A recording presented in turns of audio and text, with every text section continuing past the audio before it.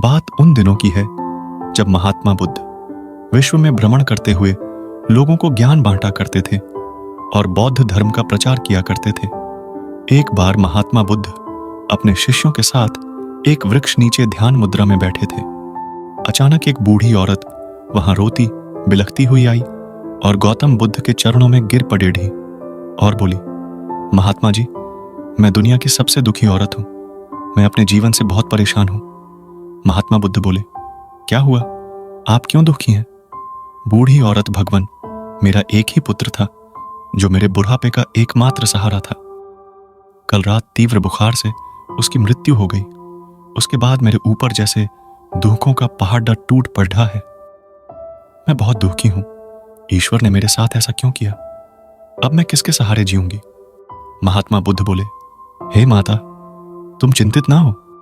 ईश्वर बहुत दयालु है। वो कभी किसी के साथ अन्याय नहीं करते। आपका जीवन भी जल्दी ही इस दुख से निकलकर सुखमय हो जाएगा। बूढ़ी औरत, नहीं भगवान, मैंने आपकी बहुत ख्याति सुनी है। कृपया आप मेरे पुत्र को जीवित कर दीजिए। बुद्ध जी बोले, हे माता, मैं आपके दुख को समझ सकता हूं। पहले आप मुझे किसी ऐसे घर से एक मुट्ठी चावल ला कर दें जिस घर में कभी किसी की मृत्यु ना हुई हो, फिर मैं आपकी समस्या का हल बताऊंगा। औरत धीमे कदमों से गांव की ओर चल पड़ी। पूरे दिन वो इधर से उधर सभी लोगों के घर में भटकती रही, लेकिन उसे कहीं ऐसा घर नहीं मिला जहां कभी किसी की मृत्यु ना हुई हो और जहां कोई दुख ना हो। हर कोई अपने दुखों से परेशान था। सबके पास अपनी एक अलग समस्या थी। शाम को वह औरत फिर से महात्मा बुद्ध के पास पहुंची। औरत को खाली हाथ लौटा देखकर बुद्ध ने कहा, गौतम बुद्ध, हे माता, क्या हुआ? आप खाली हाथ क्यों लौटी हैं?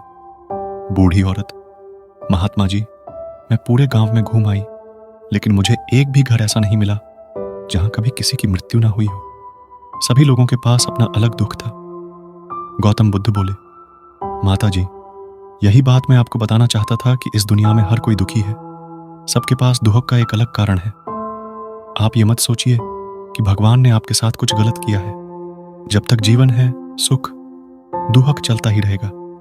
जैसे दिन के बाद रात जरूर आती है और फिर रात के बाद दिन, ठीक वैसे ही सुख के बाद दुख आएगा और फिर दुख के बाद सुख। सुख और दुख जीवन के महत्वपूर्ण अंग हैं। केवल वही इंसान दुख से बच सकता है जिसे सुख की चाह ना हो।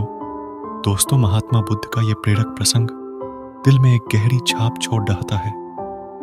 जब भी आप दुखी हो तो यह कभी ना सोचें कि भगवान ने मेरे साथ ऐसा क्यों किया, क्योंकि शायद आप नहीं जानते कि इस दुनिया में आपसे भी ज्यादा दुखी लोग हैं। आपकी समस्याओं से भी बीड़ी डीढ़ी समस्या लोगों के पास है। दुख तो जीवन का एक हिस्सा है, आप उनको छोड़ ही नहीं सकते। तो किसी भी समस्या से डरे नहीं, घबराए नहीं।